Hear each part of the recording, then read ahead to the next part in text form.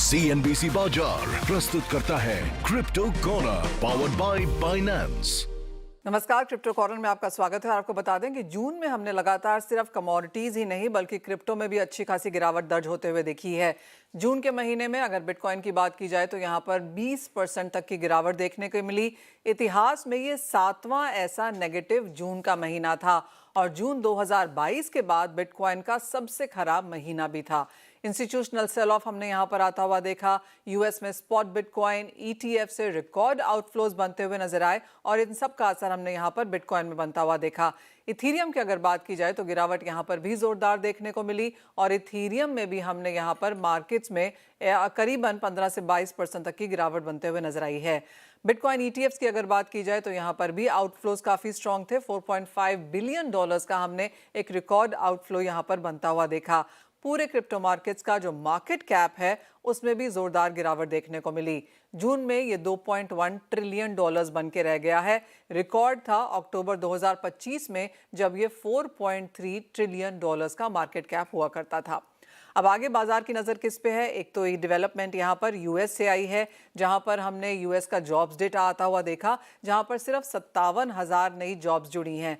Markets को expectation थी कि 110,000 जुड़ेंगी, तो वो नंबर यहाँ पर वीक आया है और इसलिए बाजार को लगता है कि फिलहाल यहाँ पर इंटरेस्ट रेट्स बढ़ता हुआ हम नहीं देखेंगे और उसकी वजह से कुछ सपोर्ट के साथ जुलाई की यहाँ पर शुरुआत हुई है। इसके अलावा अमेरिका की 5 रेगुलेटरी बॉडीज की जांच पर यहाँ पर नजर होगी। जीनियस एक्ट के तहत बैंक्स को सख्त KYC नियम का प्रस्ताव हमने यहाँ पर बनता हुआ देखा है। एक और पॉजिटिव जो बाजार में होता हुआ नजर आया वो ये है कि काफी सारी बड़ी कंपनीज जैसे कि स्ट्राइप, कॉइनबेस, ब्लैक रॉक, इन सभी ने प्रोटोकॉल लॉन्च किया है ओपन USD के नाम से। तो इसका एक सपोर्ट यहाँ पर मार्केट्स को होगा और क्लियरली स्टेबल कॉइन्स को यहाँ पर इससे सहारा मिलता हुआ नजर आएगा। अब आगे क्या चीजों पर फोकस रहेगा वो आपको बता देते हैं। क्लैरिटी एक्ट को कानून बनाया जाना चाहिए और उसके लिए 4 जुलाई की डेट यहाँ पर तय की गई थी। अब यहाँ पर कल 4 जुलाई है, क्या आज हम और कल यहाँ पर कुछ होता हुआ देखेंगे? बाजार उसके ऊपर नजर रखेगा।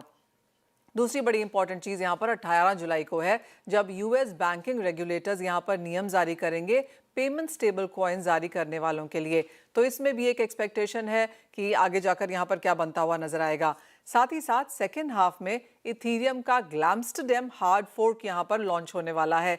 ये बहुत समय के बाद है कि इथीरियम इतना बड़ा स्केल अप कर रहा है, तो इसके ऊपर भी बाजार की नजर रहेगी। और साथ ही साथ RWAT यानी कि रियल वर्ल्ड एसेट टोकनाइजेशन, यहाँ पर ओंडो और फाइनेंस एंड सिक्योरिटाइज जैसी कंपनीज इसके ऊपर काम कर रही हैं। माना यह जा रहा है कि आगे जाकर यहाँ पर भी स्ट्रॉन्गर नंबर सेकेंड हाफ 2026 में देखने को मिल पाएंगे। CNBC बाजार प्रस्तुत करता है crypto corner powered by Binance.